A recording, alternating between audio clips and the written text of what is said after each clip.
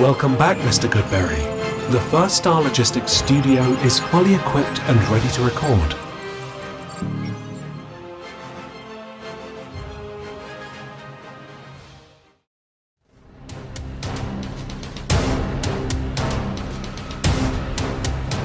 Hi, I'm Joe Goodberry. And I'm Ron, also known as the Bengalorian. And we're going to play catch at Paycor Stadium. And talk Bengals football. This is Bengals on the Brain, presented by First Star Logistics.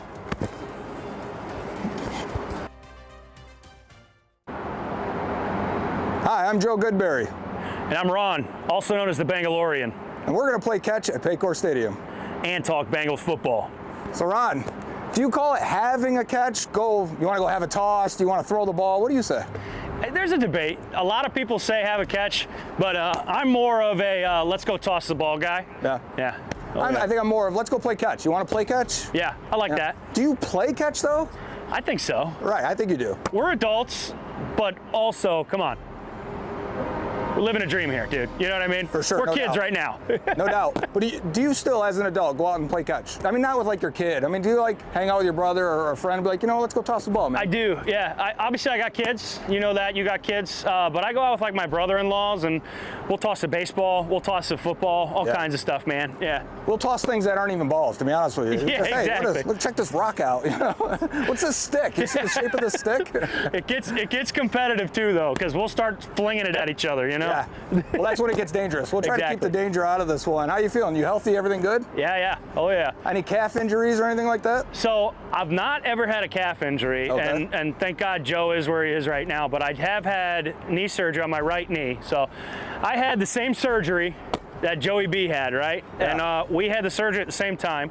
His doctors were obviously way nicer and more expensive than mine. Sure. So his recovery was a little better, but that's my connection with QB1, Yeah, well, my connection is I also have 9-inch hands, so let's not throw it too hard at each other. Exactly. What do you think, man? Training camp so far?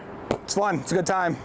They always put on a good production, good show. It's fun to come out here and see the team, see the, not just the starters doing their thing and the stars looking like stars, because I think we've seen that for sure. How about depth?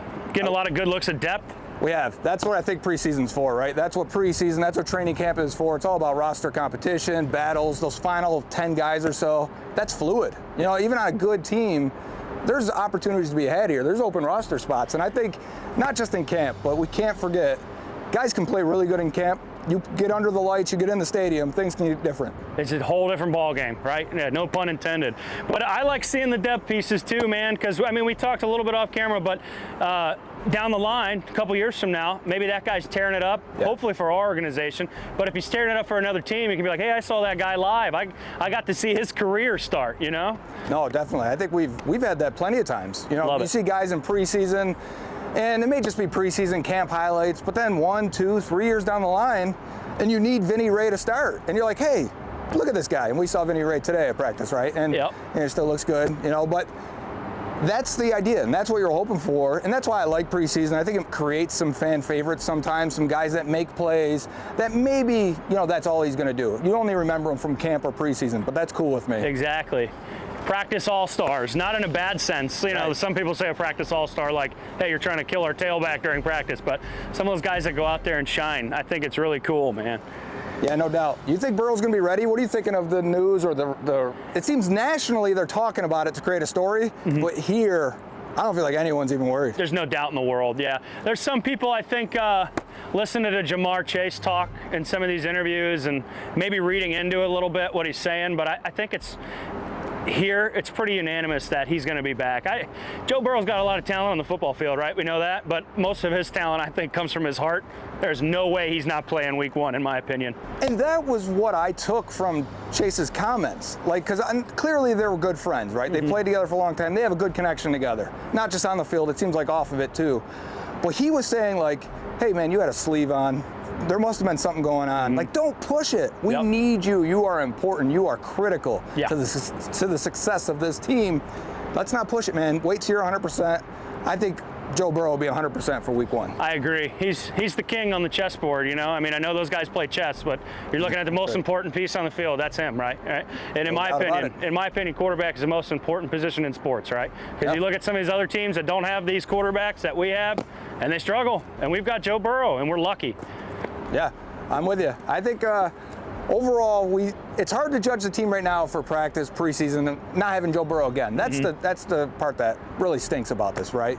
Yeah. But I think it's also given some guys an opportunity to step up and say, all right, Burrow's not going to throw a perfect pass, or I should say Browning and Simeon. Burrow's not here. The ball's not going to be perfect. It's not going to be right on time.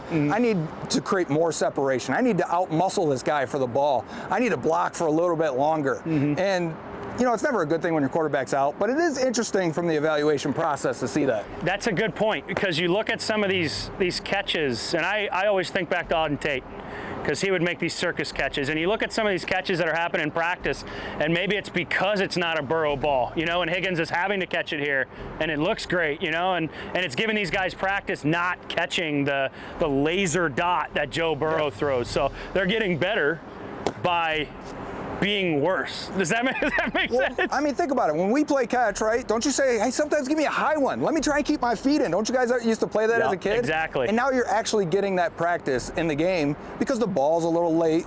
It's a little behind you. It might be low, might be high. It's creating a lot of competition, especially ball competition between corners and wide receivers in this camp. It's probably, honestly, instilling some confidence in some of these younger guys too. Look at the DJs we've got right now, Ivy and Turner especially, right?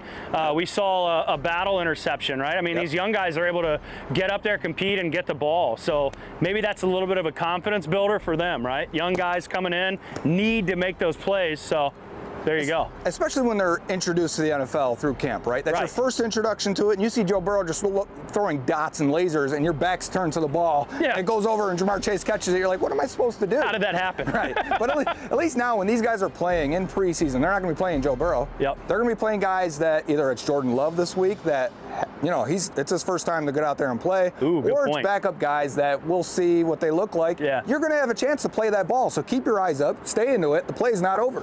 What do you think about this joint thing we got going now with the Packers? You think competitive? Are we going to have an Aaron Donald slugfest? Or I'm hoping for that, yeah, because that's the point of recording this. It hasn't happened yet, but I like joint practices. I know there's people that don't. They think, oh, injuries, guys are going to go too hard. I like ramping up the intensity. It's been a couple of weeks of camp now. We saw an intense practice today, just between the guys. The guys are starting to get a little feisty. You've got to give them an opponent. And the games seem to always happen right when you need it, right? You're going against each other for a while. It's hot. You're getting frustrated. All right, finally, we got another opponent, and we can do some things against. I think it's good. I think it's good for everyone to do that. I agree. It's kind of your little preseason game before the preseason game, because you're not totally live. Right. You can control it. Yes, it's a more controlled environment. The coaching staffs are able to communicate with each other, and it's fun, you know, but also competitive, you know. So. Yeah, no doubt. And I think that's part of it. Like, because when you see, like, normal camp practices, you can tell, like today we're watching, what do we hear the coach say? Hey, we're working on play action. And he's talking to the defensive guys. And the day before, they were working on switch releases and bunch sets. So the defense works on it in their individual stuff. And the offense is like, we're working on it. Then they get together for 10 plays or so, and each side knows what the other side's kind of working on. But when you get to another team, the only thing you're really talking about and controlling is the pace and how long we're going to take at each session. I don't really know what you're going to run. So it's the first time they're going to go out there and say, guys, wherever they line up, we better communicate. It's the first test, I think, for this new young secondary that's going to play and has to play and step up. It is, yeah. It's awesome. What do you think of this new young secondary? Speaking of that, we were talking numbers earlier, right? It's like what do they call it? A king's ransom, like of these guys that could potentially make the roster, right? At DB, it's unbelievable right now. Yeah, because think of the last few guys. You have a veteran that's played a bunch. Former second-round pick, Sidney Jones. And then you get a seventh-round pick in DJ Ivey that's known for special teams in college. And I think he shows up and people are like, whoa, he can actually play. So now you have a thing where it's like, man, do we keep an extra corner and go light at safety? Yeah. Because they're good. Or do you want to end up cutting a guy that more than likely those guys will get claimed, I think, if you let them go to waivers. I think the cornerback room is fast, it's young. And I know Chidobe Awuzie is coming back. We saw Chidobe Awuzie messing around returning kicks and trying to outrun guys. He looked good. He didn't look like he had any concern with his knee. And I think that's going to be huge. When he gets back, this is as deep and athletic and as fast. Not just the corner room, the safeties, too, are incredibly fast. Unbelievable. I mean, you've got obviously Cheeto a veteran, right? And we lose some veteran like leadership in the locker room with Bell and Bates gone. So him coming back and making plays and landing directly on that knee and just walking off with his Cheeto swagger, dude, that's got to be like amazing for the young guys to see. Like, whoa, that guy really wants to be here and really wants to play ball. Yeah, I think from the defensive side, losing both safeties has been talked about a bunch. So who's going to step up in the communication department? Who's going to help with the game planning and getting the checks and balances and everything from the weekly game plan to on Sundays?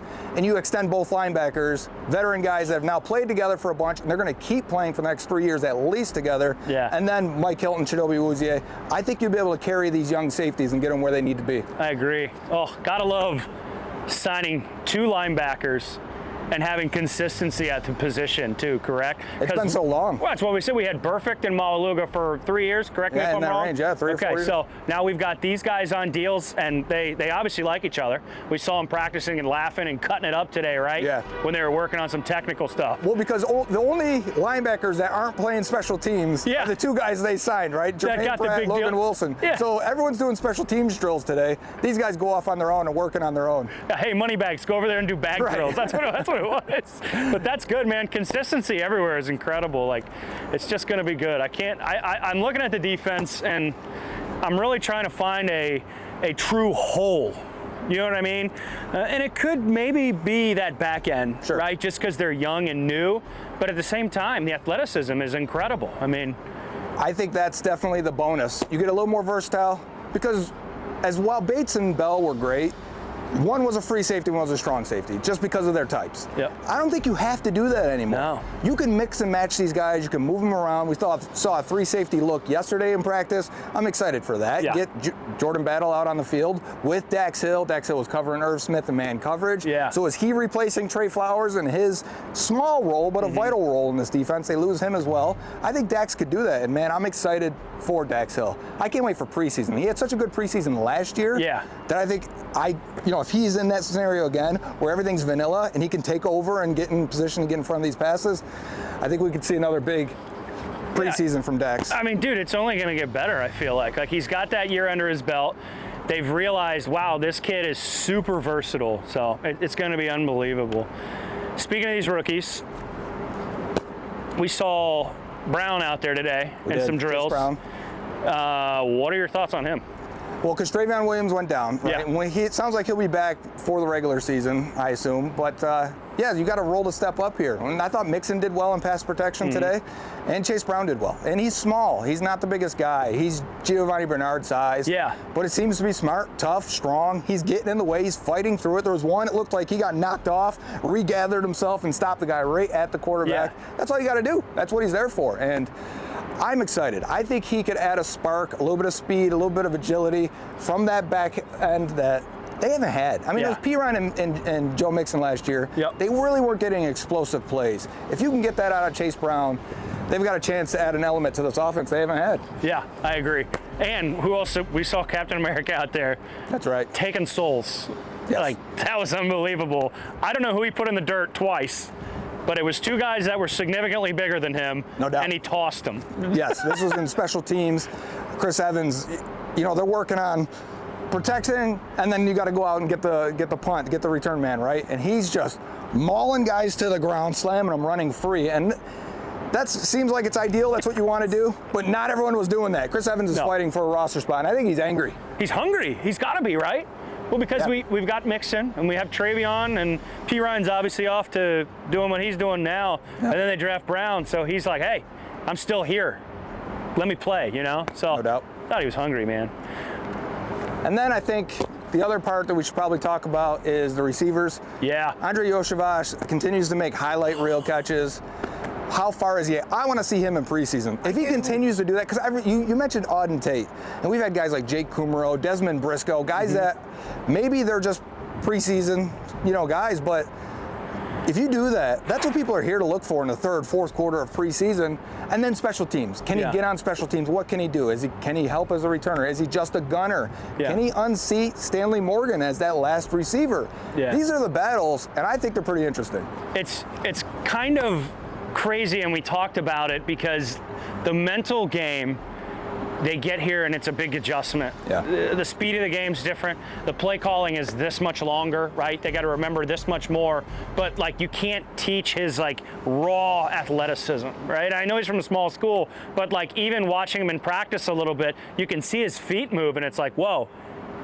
There's some flashes of some special stuff there, and I don't think he's like a clear, oh, that guy's cut, like some people are thinking. I don't think so. Yeah. And I think, obviously coming from Princeton, he's got to have some intelligence to him, right?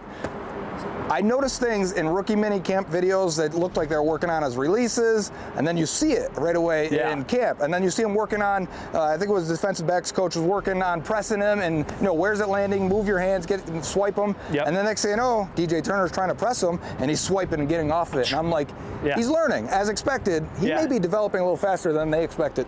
He's a guy on the offense that if he unfortunately doesn't make it here, I see going somewhere else, and we'll see him catch a ball and go, oh, whoa, I remember him. He was just here, yeah. So did the Burrow injury kill any of your excitement for the season, the total outlook of everything, or are you still like, reset, spend some time? This is how I feel.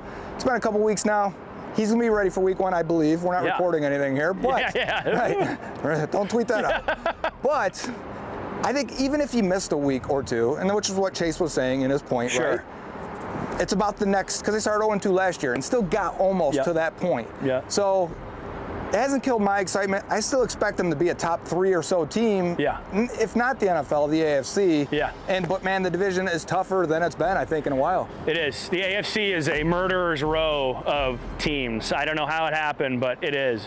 My excitement's never dampered because sure, he's never had a normal offseason, and it's just been kind of brutal. It's the reality that we live in, right? But when he comes back, and we can go on 10-game winning streaks. Yeah, that's right. I'm sold. You know what I mean? About that. That was such a, remember the moment, to go full circle to Chidobe Awuzie, that Halloween game. I mean, we were like, this stinks, guys. Maybe the pundits were right, you know? And then they go on that 10-game winning streak, just nailing teams, ending seasons for some of these teams. The Titans 2 years in a row, After that, Titans were like, Ted Karras, right? We're out of here. Tennessee, No, my excitement's not damper because I know when he gets back, he's a true professional, and he's probably the toughest man on the planet. Which is why we expect him to be back. Exactly. Yeah, 100%. Again, not reporting it. Please don't tweet that. What else you got? What games are you coming to this year, man? Do you know yet? I don't know yet, but I want to go. I've been to every Ring of Honor game. Look at these guys up here. We got Chad and Boomer this time. I want to be here for that. It's against the Rams, right? White Tiger uniforms, which is something I pushed for a long time. Something I definitely want to see that. I was here last year for the Dolphins White Tiger game. Yeah, that was a good time. I want to do that game. We got a Bills game coming up. Being from Buffalo, I got to see that one. I'm going to try and make it for that. And then maybe one more. We'll see. Maybe a playoff game this year if we can get there. Yeah, 100%. You? Are you at everyone or what? I go to most when I don't have military engagements or little kids' birthday parties. Honey, don't schedule them. Come on. I get here when I can. I got a couple seats up there, and then I've been over here. I've been all over the place. But I just love it here, man. Can't miss it. When you get here. It's just so fun. Can you long snap? Can I? Yeah. You want me to long snap? Yeah, long snap. They're already going to make fun of the spirals I'm throwing. That's fine. We're going to be at like 7 to 8 yards here. Don't go too far. Now we're not. Now we're at. All right, you ready? Right. Yeah, I'm ready. Oh, that's fine. I can get that punt off. Come here.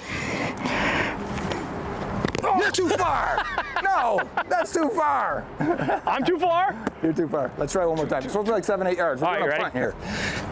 Hit it. No. I would have got it off. No. I think I would have. This is how it tends to go when I'm playing. I think I might have yelled right into the mic guys inside when I was down there. But that's how it tends to go. We get a little stupider as we play catch. I assume that's normal. Exactly, yeah. Okay. Especially if there's brewskis involved. Yeah. Typically, right? It starts to get dumb. Yeah. It starts to get done. And as we're wrapping this up, maybe I'll have you go long for one of these, huh? Oh, okay. All right. Let me run this route. Hit me on this shoulder, okay? No, I was going to say go that way so the camera can pick you up. All right. You ready? There you go. Oh, really long. Yeah, all right. Yeah, I hope to make it to a few games in Cincinnati, sit in the First Star Logistics suite. It's awesome every time. They put on such a good show and, so welcoming. Everyone in Cincinnati, but, First Star does it big every time. So Ron, thanks for playing catch with me.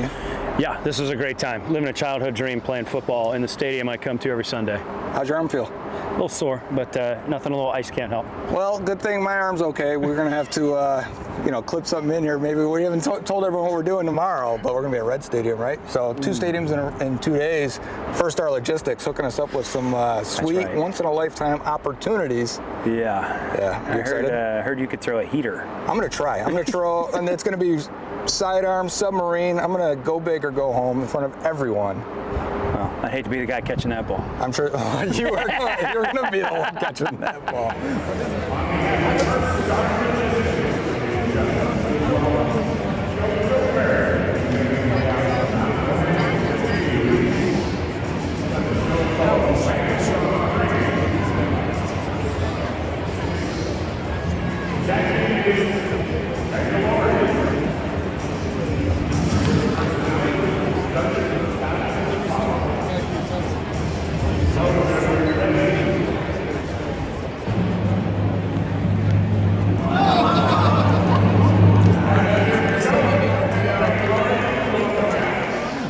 Bengals on the Brain, and we played catch in Paycor Stadium, sponsored by First Star Logistics.